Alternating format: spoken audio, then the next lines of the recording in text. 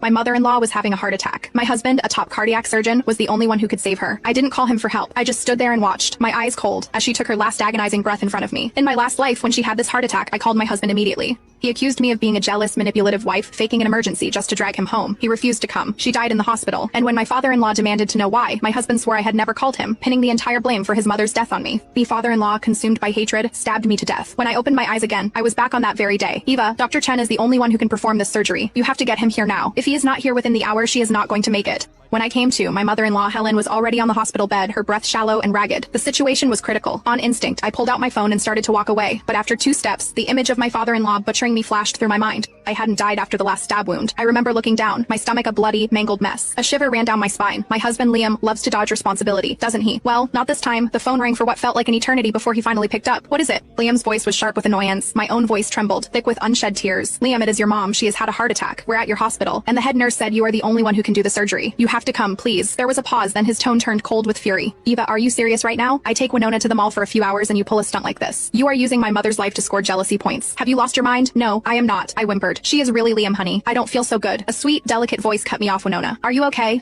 Liam's voice instantly shifted to panicked concern. He didn't forget to hiss a final threat into the phone. Eva, I hope you are happy now, and you better stop cursing my mother with these fake illnesses, or I swear to God, you'll regret it. He hung up. I looked up. The faces of the emergency room staff around me were a mixture of awkwardness and pity. I offered them a helpless smile. Last time, I'd rushed out of the room to make the call, trying not to upset Helen further. But when everything went to hell, Liam, terrified of the hospital's reprimand and his father's wrath, denied I had ever contacted him. This time, I made sure to make the call in front of everyone. I needed witnesses, but that wasn't enough. I hit redial once, twice, 3 times. On the 4th try, the call wouldn't go through.